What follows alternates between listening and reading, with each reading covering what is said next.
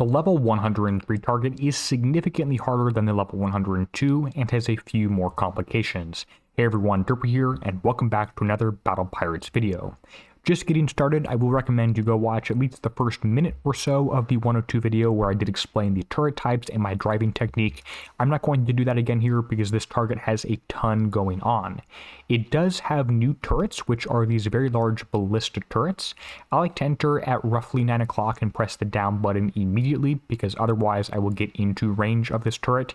If I do start in range, I will make sure I move immediately left or right here. I don't want to quite charge in yet. I want to time up my time of my runs into this target, because how this is going to work is I am generally going to be hitting different turret clusters as sort of a sortie, go in, hit one, and then run away as quick as I can, trying to avoid taking too much damage from everything else. Unfortunately, a ton of these range rings overlap, and for instance, if I'm in range of this first launcher, I'm probably going to get hit by the ballista right here, which is pretty unfortunate, and then there are a ton of the short range guys. Now again, if you have the big turret, the ballista shooting at you, make sure you stay moving. There's nothing too bad in the first bit of the target because these are again just the launchers, I should say. Am I in range? Just the radioactive guys are not too bad because you can kill them fine. So this first spot right here, just inside the dead zone of that second cluster, is where you want to... Oh, too late. I started talking too much and then got hit. You want to try and stay in the dead zone for that. Drakcoax, if Drakcoax is shooting at you, you need to be moving because that guy is really, really painful. Going to run away and try and get in a safe spot off to the left. Unfortunately, I do have a few things shooting at me. What I can do now is dump inside the middle of the target right here and use the mountains to block the Drakcoaxes if I can and kill the very large turret in the center. Now that that's dead, we only have one of them left, so let's pull back a little bit and reevaluate where we are, what we're doing in this target. I think what I can do now is duck down on the right side, grab the two ballista, grab the Drakcoax and its associated platform right there, because those shouldn't actually be too bad, and I can duck out of range out of the side of the target. Then I'll come in and get one or two platforms on the right side here. Again, the ballistas are the, those are blocked by mountains, which is nice, but I want to make sure the Drakcoax is hitting me when I'm always moving because it's pretty painful otherwise. And I did just walk through a flamethrower. I probably could have done better against him, but luckily for me, the flamethrowers are really not too bad if you stay moving and stay at max range. Not that I would necessarily recommend driving through those. Okay, taking a look at this here, I want to see if we can grab this guy from inside the flamethrower range, maybe. It's going to be a little bit challenging. I'm being shot at by a ballista, so I'm going to pull away. And as you can see, the flamethrower appears to basically have missed everything. Going to duck in here again, see if I can grab this turret cluster. And looks like I can just barely do it, although the Drakcoax was shooting at me too. There's the moving turret. Going to go ahead and pick him up because I happen to be on the way. And grab that. Okay, now let's duck inside, get one Drakcoax, and then jump out to the left before anyone else angry starts shooting at me. And again, there are a lot of angry turrets in here. I honestly feel like this target is closer to a 900 level target because those are the old, really hard level difficulty ones than it is to something more reasonable like a 103 in terms of the damage and in terms of the time to complete, number of turrets, stuff like that. Okay, there is the moving guy on rails, so I'm going to zoom in here and see if I can grab that. I do want to make sure I am leaving mountains to block the ballista if he does decide to reload and fire at me again because he is pretty challenging.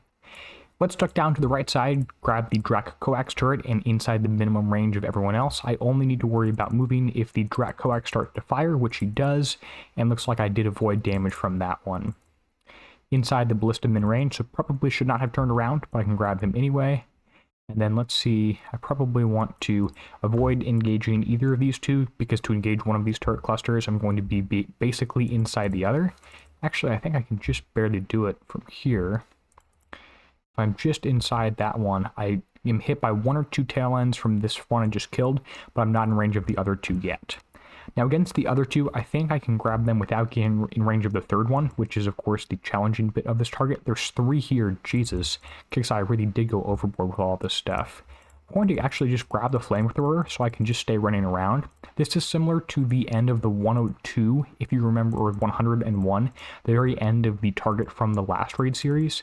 If you only have Drak Coax, as bad as they are, and you just stay moving, they just hit always right behind you. If you watch the pink shots, they're going to hit always right behind me, and they're never going to do any damage to me because they're so far away. Unfortunately, to get to that point in the target, you basically have to get obliterated by everyone already in there and take a ton of damage from everything to begin with. But I'm going to try and do that to finish this guy out. Radioactive 1 is pretty challenging. Another 2 radioactive turrets. I have to make sure I stay moving because these guys are going to start shooting at me a second time, and I want to make sure I'm really far away when they do that. Not too bad. Let's jump back in. And again, the radioactive turrets themselves are not too bad. The problem is when they are co-located with a bunch of other things, which means you can't focus on the radioactive until the Drak Coax, for instance, is dead, or you stay moving for those ones. I stopped there a little bit longer than I should have, and maybe a ship other than number 5 was actually in range of him. It's looking pretty close to a 25-minute repair on this target, so I need to make sure I'm not doing anything dumb, like running into the minimum range of anyone over here. Alright, that should be the target done. Occasionally you do have a random turret floating around. You can just press S and that should find it relatively quickly. But that's the general technique for this target. It was actually my second run on this one, so not necessarily my best repair time ever. I could do like 10 targets and just record the best one and show you that one, but this is the second one I've done. 26%, some of ballistic, or some of resisted and taken for ballistic. That means I took a lot of damage from the Drak Coax and probably the disruptor cannons when I should not have. And then radioactive was mostly evaded, was 9%, some of resisted and taken.